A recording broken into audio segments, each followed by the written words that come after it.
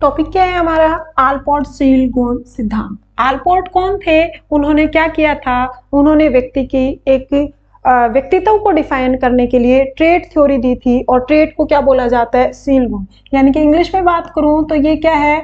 Allport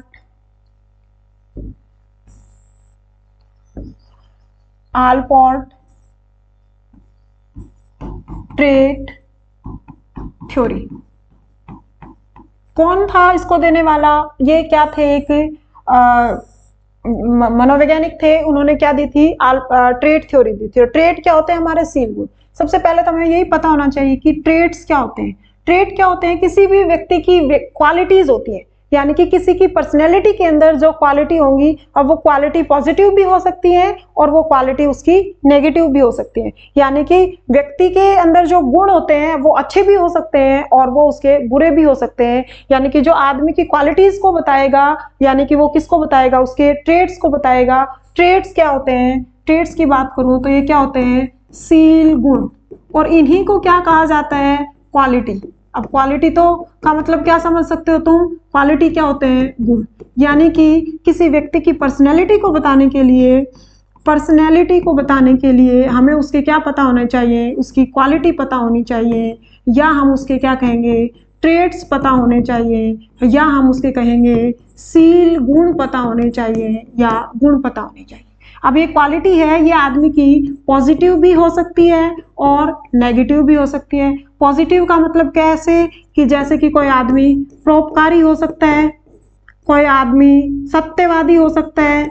और इधर negative की बात करूं तो हमारे माइंड में क्या आता है? मान लो चोर, ठीक है, झूठा, मक्कार, असामाजिक, ठीक है, अनियंत्रित। ये सब क्या होती है? नेगेटिव क्वालिटी होती है। यानी कि किसी के व्यक्तित्व को बताने के लिए, किसी की पर्सनैलिटी को बताने के लिए उस आदमी की क्या चेक की जाती है? क्वालिटी चेक की जाती है। वो आदमी की जो क्वालिटी होती है वो कुछ टाइम पीरियड के लिए नहीं होती। ये क्वालिटी कैसी होनी चाहिए? ये आदमी के अंदर स्टेबल होनी चाहिए और कैसे? लॉन्ग टाइम तक दिखाई देनी चाहिए। ऐसा नहीं है कि एक आदमी हमेशा झूठ बोलता रहता है और किसी पर्टिकुलर सिचुएशन पर उन्होंने बाय चांस सच बोल दिया तो हम उस आदमी को कहेंगे कि ये तो सच्चा इंसान है या सत्यवादी है। नहीं कह सकते उसको। ये जो क्वालिटी है, उनको स्टेबल रहने के लिए, उनके आदमी के व्यक्तित्व के अंदर स्टेबल रहने के लिए उनको लॉन्ग टाइम तक रहना पड़ेगा, ठीक है। और जो ट्रेड्स हैं, क्वालिटी हैं, वही आदमी का क्या बताती हैं? वो आदमी की क्या बताती हैं? उसका पर्सनैलिटी बताते हैं, उसका व्यक्तित्व को डिफाइन करते हैं, ठीक है। तो आदमी के व्यक्तित्व को डिफाइन करने के लिए आलपोर्ट ने एक ट्रेट थ्योरी दी। और आलपोर्ट की ट्रेट थ्योरी में उन्होंने क्या किया? आलपोर्ट की ट्रेट थ्योरी में सबसे पहले उन्होंने क्या किया था? 17,953 वर्ड्स को, 17,953 ये क्या थे? वर्ड्स थे। इन वर्ड्स में आदमी की उन्होंने क्या डिफाइन की? क्वालिटी डिफाइन की, ठीक है। ये क्वालिटी मतलब आदमी के जो गुण हैं, वो उन गुणों को पढ़ने के लिए उन्होंने पहले 17,953 वर्ड्स को चुना। वो 17,000 वर्ड्स में क्या हो सकते हैं? आदमी की सामाजिकता हो सकती है, आदमी का सत्य हो सकता है, अहिंसा हो सकती है, उस आदमी के अंदर मित्रता हो सकती है, स्त्रुता हो सकती है, चोर हो सकता है, दयालु हो सकता है, कर्तव्य परायण हो सकता है। ऐसे करके उन्होंने कितने वर्ड्स को चुना? 17,953। फिर इनको उन्होंने क्या किया? कैटेगराइज किया, अलग अलग ग्रुपिज्म में बांटा। और फिर उन्होंने क्या किया? 4,541 इन्होंने कितने ग्रुप्स में बांट दिया? 17,953 वर्ड्स को 4,541 में क्या कर दिया? इन्होंने बांट दिया, ठीक है। अब इन वर्ड से फिर वो क्या बताएंगे? आदमी के सील गुण बताएंगे। सील गुण यानी कि उसके क्या बताएंगे? ट्रेट्स बताएंगे, या उसकी क्या बताएंगे? क्वालिटी बताएंगे, ठीक है। तो आदमी के व्यक्तित्व को डिफाइन करने के लिए जो आलपोर्ट थे, सबसे पहले उन्होंने क्या कहा कि आदमी के अंदर 2 टाइप के गुण होते हैं। एक तो क्या होते हैं? सामान्य गुण, और एक क्या होते हैं? पर्सनल। सामान्य जो होते हैं वो उस समाज के हर एक आदमी में पाए जाते हैं। जो नॉर्मल गुण होते हैं आदमी के, नॉर्मल क्वालिटीज होती हैं, वो उस स्पेसिफिक एरिया के, उस समाज के हर आदमी के अंदर पाए जाएंगे। उनके अंदर कोई विशेषता नहीं होती है, मतलब कोई पर्टिकुलर, जैसे किसी एक आदमी का पर्टिकुलर गुण होता है, ऐसा नहीं होगा। वहां विशेष वर्ग के अंदर सेम पाए जाएंगे।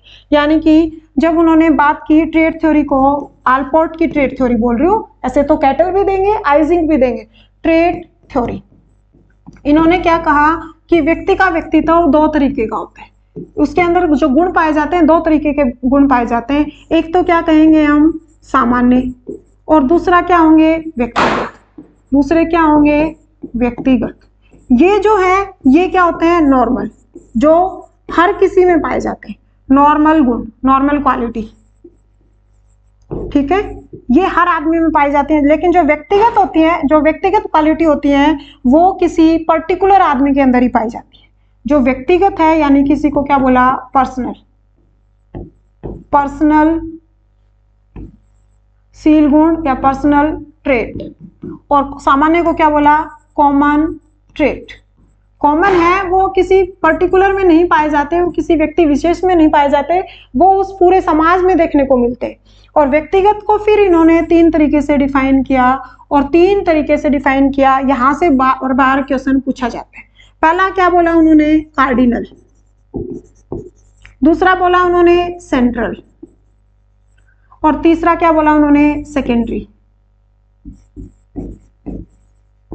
सेकेंडरी ट्रेट, सेंट्रल ट्रेट और कार्डिनल ट्रेट। यानी कि इनको क्या बोला उन्होंने, प्रधान गुण, या उन्हीं को क्या बोलते हैं, मुख्य, ठीक है। और सेंट्रल को क्या बोला जाता है, केंद्रीय, केंद्रीय शील गुण। और इनको क्या बोला इन्होंने, सेकेंडरी को गौण, गौणशील गुण, ठीक है। जब कार्डिनल की बात करते हैं तो वो क्या कहते हैं कि इन गुणों को छुपाया नहीं जाता, ये हमेशा उसके ऊपर, उसके व्यक्तित्व के ऊपर हावी रहते हैं। यानी कि पर्सनैलिटी के अंदर इनको हम चाहकर भी नहीं छुपा सकते। ये आदमी का, उसका बिहेवियर को देखकर, उसको 5-10 मिनट उससे बात करके, उसके जो कार्डिनल ट्रेट्स हैं, कार्डिनल ट्रेट्स हैं, उनको हम जज कर पाते हैं। जैसे कि मैं कहूँ सत्य और अहिंसा, ये नाम लेते ही हमारे दिमाग में किसकी बात याद आती है, महात्मा गांधी की बात याद आती है, ठीक है। मैं कहूँ कि कोई एक एविल पर्सन है, एविल का नाम लेते ही हमने हिटलर की स्टोरी पढ़ी है, तो हमारे दिमाग में तुरंत क्या बात आती है कि हिटलर की बात हो रही है। अब मैं कहूँ कि मजाक करना चाहिए, मजाक की सूझबूझ होनी चाहिए, आदमी को हैप्पी रहना चाहिए, तो हमारे दिमाग में क्या आता है, कपिल शर्मा का शो आता है, ठीक है। अब मैं बात करूं कि किसी का कोई बहुत इंटेलिजेंट है, ठीक है, तो इंटेलिजेंट है या किसी की उस जैसा इंटेलिजेंट होना चाहिए, तो हमारे दिमाग में क्या आता है, आइंस्टीन, यानी कि आइंस्टीन बहुत ही इंटेलिजेंट थे।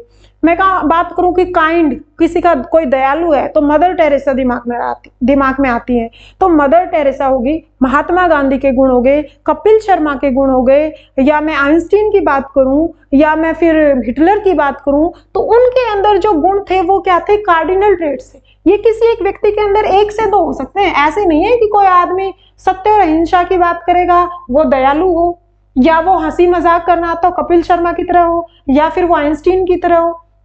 या जब मैं हिटलर की बात करूं तो हिटलर के अंदर जो एविल का गुण था, उसके साथ सत्य और अहिंसा का नहीं हो सकता। यानी कि ये जो प्रधान गुण होते हैं, ये किसी आदमी में 1 से 2 हो सकते हैं। और सेंट्रल ट्रेट की बात करूं तो इसके अंदर क्या होता है कि किसी आदमी की जो पर्सनैलिटी बताते हैं, उसके अंदर 5 से 10 गुण हो सकते हैं, ठीक है। वो हो सकता है कि साथ साथ में सामाजिक है, तो उसके अंदर कर्तव्य परायणता भी हो, उसके अंदर ट्रस्टवर्दी भी हो, उसके अंदर फ्रेंडशिप का नेचर भी हो। यानी कि किसी व्यक्ति में एक साथ 5-10 गुण होना क्या कहलाते हैं, उस व्यक्ति के व्यक्तित्व को बताने के लिए उनको सेंट्रल ट्रेट में रखा जाता है। यानी कि वो क्या हो सकता है, आदमी सामाजिक हो सकता है, कर्तव्य परायण हो सकता है, विश्वास पात्र हो सकता है, सत्यवादी हो सकता है। यानी कि किसी आदमी के अंदर 5 से 10 गुण होते हैं, तो उसको किस थ्योरी में रखा जाता है, सेंट्रल ट्रेट थ्योरी में रखा जाता है।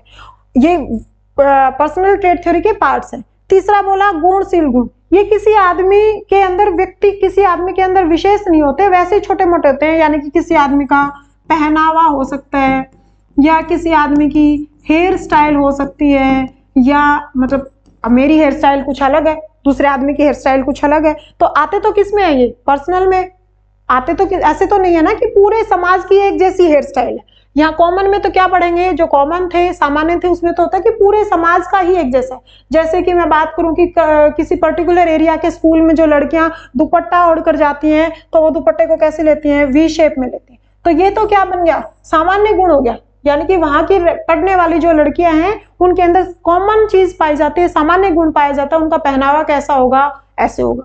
और जब इसमें बात करूंगी तो यहाँ का पहनावा क्या हो सकता है, मेरा दुपट्टा लेने का स्टाइल अलग हो सकता है, दूसरी लड़की का अलग हो सकता है, मेरी हेयर स्टाइल अलग हो सकती है, किसी और की हेयर स्टाइल अलग हो सकती है। यानी कि यहाँ पर क्या होता है, गौणशील गुण के अंदर व्यक्तित्व के अंदर भी क्या पाई जाती है, विभिन्नता पाई जाती है, डिफरेंसेस पाए जाते हैं। और वो डिफरेंसेस कैसे हो सकते हैं, उनका बोलने का तरीका हो सकता है, उनका खड़ा होने का तरीका हो सकता है, खड़ा होने का तरीका हो सकता है, या उनका बैठना हो सकता है, या उनका पहनावा, या उनकी हेयर स्टाइल, ये कुछ भी हो सकता है। ठीक है, तो ये थ्योरी किसने दी थी, ये आलपोर्ट ट्रेट थ्योरी है। पहले मैंने बताया ट्रेट्स क्या होते हैं, किसी आदमी की क्वालिटी जो उस आदमी की पर्सनैलिटी को डिफाइन करेंगी, फिर वो क्वालिटी पॉजिटिव भी हो सकती है और नेगेटिव भी। कॉमन जो पर्टिकुलर एरिया में सबकी एक जैसी होती है, व्यक्तिगत क्या होते हैं, इनमें भिन्नता पाई जाती है, और वो कैसी हो सकती है, कार्डिनल, सेंट्रल, सेकेंडरी, प्रधान, केंद्रीय, गौण। Thank you.